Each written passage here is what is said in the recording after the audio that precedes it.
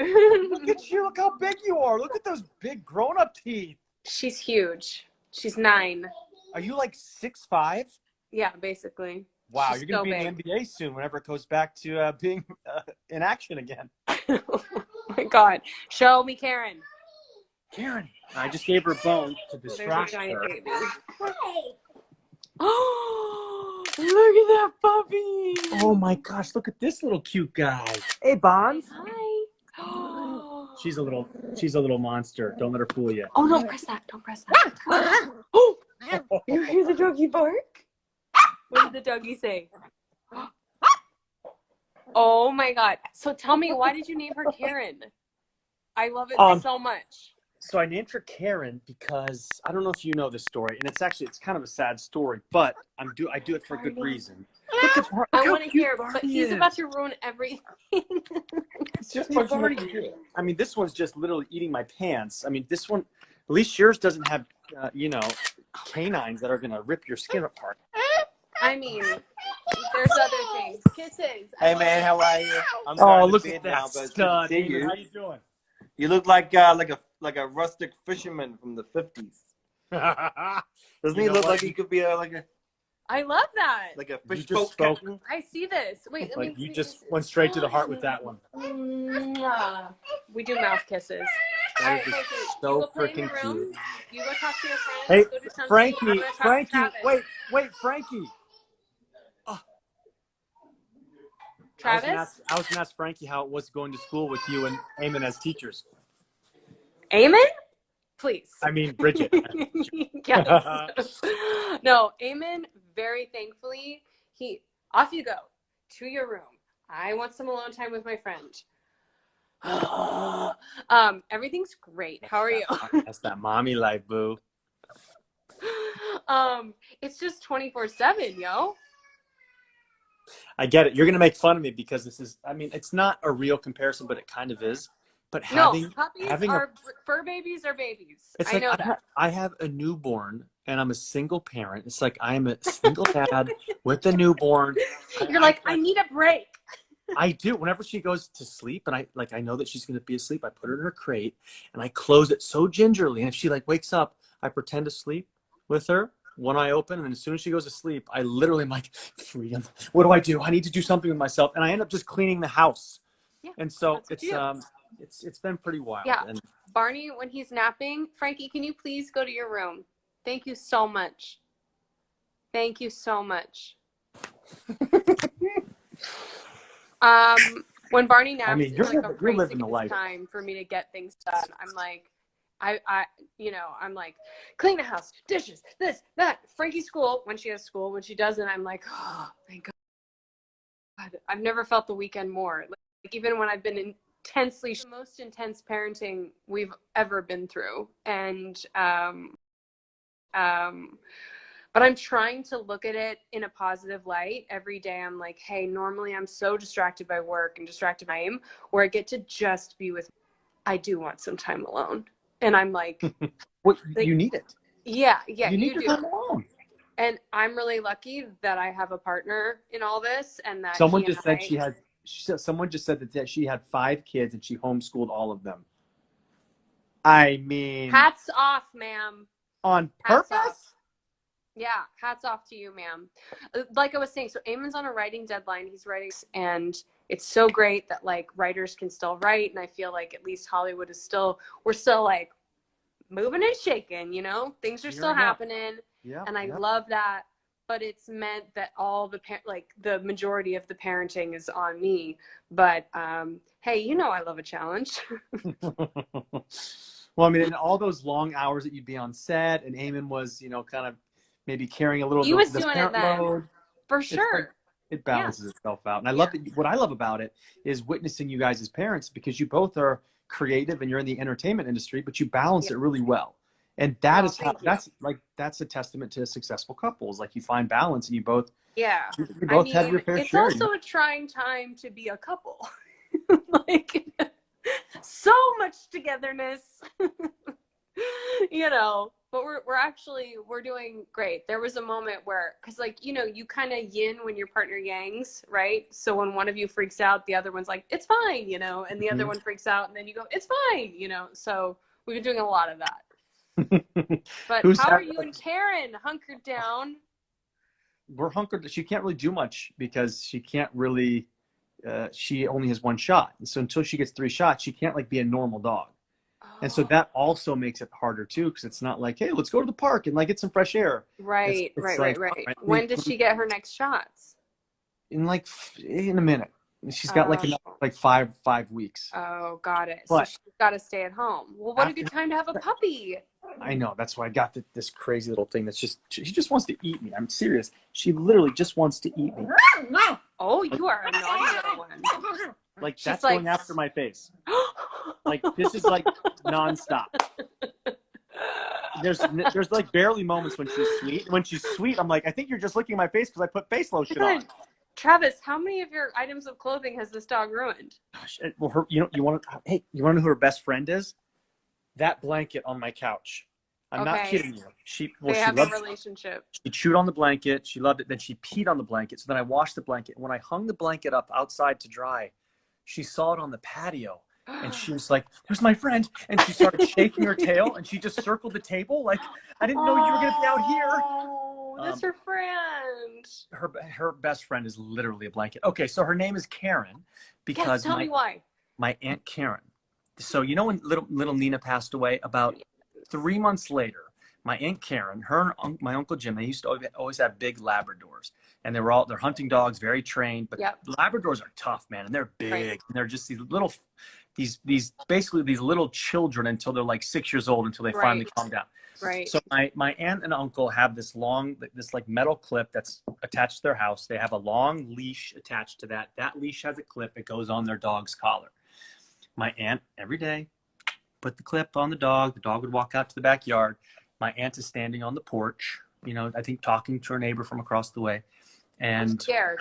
Don't be scared. Her dog sees something, darts off, and that little metal clip that was attached to the collar broke. And the recoil. So the dog runs off and comes back, clocks my aunt literally right here in the middle of the forehead. They don't think anything of it. Her friend comes over and she's like, ooh, oh, I'm bleeding. Well, maybe we should go. Oh, yeah, I need stitches. Let's get some stitches. Very calm. Everything's very easy. They go to the emergency room. She gets her head stitched up. When was this? This was 2 months after Nina passed. This was like... during the virus, not during all this. No, this was this was like a year. This was like, this might have been around like November of 2019. And so after she gets sewn up, she starts to have convulsions, a coma, her brain fills with blood, and within 36 hours, she passes away. No. My mom got to go there. I don't think they really got to communicate, but her whole family was around her. Is this your mom's sister? Mom's sister. My mom was devastated. She was 72. My mom's older sister, but my Aunt Karen has 5 kids. Those are all my cousins. My cousins each have like, my cousin Beth has 4 or 5 kids. My cousin Jill has 4 or 5 kids. Danny has kids. Pat has kids. All of her kids have kids. So she was she was like a great grandma multiple times over. But her phrase always was, when it's your time to go, it's your time to go. Whoa. It was her fucking time to go. But it was really sad. But anyways, her name was Karen. And so, you named her after her. I love that. And so Karen has some Labrador in her. So Karen's like a mini Labradoodle and like a mini Golden Doodle mixed. And so she's gonna carry. And my last dog was named after my grandma. So it's I remember. All in the family. Oh, God, I'm so sorry about the loss of your aunt, Travis. But I'm so happy that you have that sweet pup now. Sweet? Are you sure she's sweet? Well, you know, cute. Demon. She is like wanting to chew your hoodie up. No, she's trying to get to my skin and my face. Do you guys sleep in bed together? Or is so I put the crate on the bed, and she's been sleeping in that. And then the last couple of nights, and I've surrounded my bed with pillows. You are she such falls a off. daddy. Oh I my mean, God. You you are should see my such bed. a It's daddy. so funny. My whole bedroom is literally, I don't know why I have 7,000 pillows, but I have this barrage of pillows, and it's this really cool barricade. And I this can't see girl, anything. It's black. Okay, now I can see. so this girl, every night that so far that I've let her sleep outside of her crate, she has woken up whining. And she's like, oh, I'm like, where's she at? I look over to the side, and she's like crammed between one of these pillows. And so, No. if you notice, I have literally like pillows and blankets and pillows and pillows and pillows.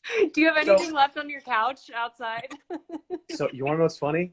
Is I'm a pillow guy. I just have all of those extra pillows. Those are extra. Whoa, that is very feminine of you, Travis. Normally men problem. are like, what are all these extra pillows about? I know. And my friend Skylar, he thinks that I have a problem, and I might, because I'm very particular with my pillows. Let's move on from this topic. How the fuck are you? What's happening? Like, I know your show is currently airing. How's it going? If you got Spectrum, you can see it, but if you don't, Spectrum. you are not in luck. I have the Spectrum. Well, then you can watch it. You have to have the Spectrum Originals channel. Are you digging it? Are you liking it? Are the fans digging it? I mean, all the feedback I've gotten from people has been awesome. You know, my family, everybody, you know, it feels like the whole thing was like a fever dream, and did that even happen? And it's just such a bizarre time to be promoting anything, but at the same time, I'm like, hey, the best thing we all can do if we're not an essential worker is to stay home and sit on our couch and watch TV. So I'm like, all right, we're gonna do this. But yeah, it's weird. So Spectrum has it for 6 months exclusively. Like, you can't even buy it on iTunes. You cannot download it. You cannot nothing. You can't. So then it'll go to Paramount and other platforms. And so that's Paramount's new app. Like Paramount. Yeah, but that's not until I think October, unless something changes. I don't know. But so I've been getting a lot of feedback from fans, especially all over the world, that they're frustrated. I know. My favorite scene was in Christmas Getaway, where Travis didn't know one line. He was like, I think I say something here. And I'm like, you don't know any of these lines. And there were like 3 that you had to know. And I couldn't get them. Oh my God. And then you were like, I promise from here on out, I'm going to get it all. And then you true to your word. But that day, it tickled me so much looking up at you. And I'm like, blah, blah, blah, blah, blah. And you're like. That was so hard, though, because you and I got to work together on that. And we'd already spent so much time on the last ship. We had such a cool relationship that you get there and you kind of, I was so pregnant. Relaxed, you know?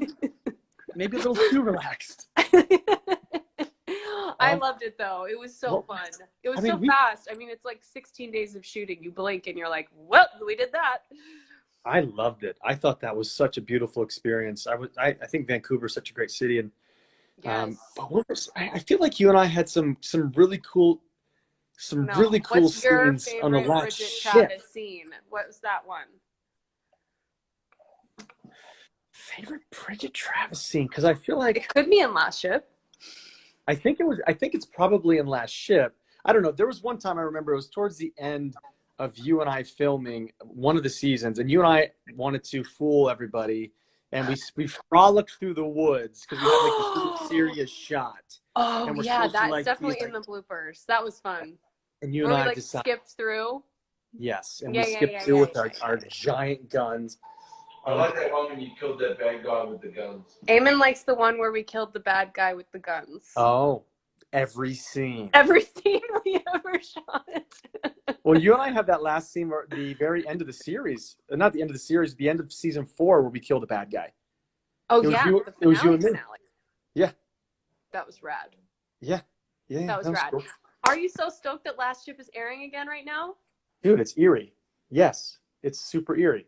I saw on Kevin's post that it's season 2 now. I'm like, oh my God, are they going to get to season 3? Yep. We got Nicaragua. We already have the UK. So people are coming in. I'll call them out as we go and hopefully not interrupt. All right, let's do another question. Do you miss the Last Ship? Do I miss the Last Ship? Yeah. I feel like that was a job that one will stay with me forever. because of the cast. You also did it for 5 years. I also did it for 5 freaking years. And I learned so much on that show. And I feel like it was such an epic kind of feat. Every episode was like, wow, I can't believe we did that. And everything was, there was always so many new things that we were doing, whether it was jumping off boats or climbing on things or running through the woods or throwing grenades or climbing in tanks or whatever the hell it was. It was always something new. Yeah. And I think a lot of times on set, you don't always get that. And so I think that there was a certain excitement that this show brought that I think I'll miss. Set. I love those special moments, man. Like those are the moments that you like, I'll sit around and wait. I'll do whatever it takes because those moments are what you do it for. And I loved working with Bud too. I wish hopefully he's still crushing the game.